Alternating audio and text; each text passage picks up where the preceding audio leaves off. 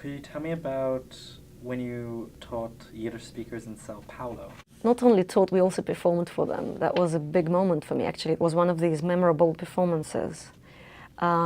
Before I taught them, I think Merlin and I gave a duo concert to them, and that's when I realized that these people speak Yiddish. We sang to this elderly community Sunday club afternoon event. They go there every Sunday, I think, or once a month maybe. And I sang in Yiddish, and they reacted to text. They laughed. They understood. I realized straight away that they were actually reacting to text. So that was fun. I feel a bit insecure with Yiddish, so I had to. They said they understood everything, so that was good.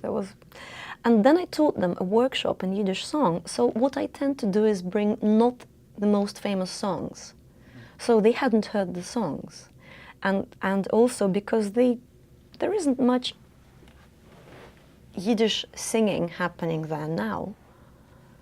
It was good, it was interesting for them to go back to this culture in a formal workshop situation that they don't do it there.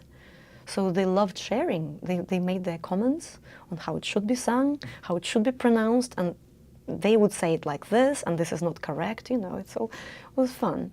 So their singing was just normal singing. They didn't have any, you know, this specific melisma in their ornaments in their singing. But that they had more sense of Yiddishkeit.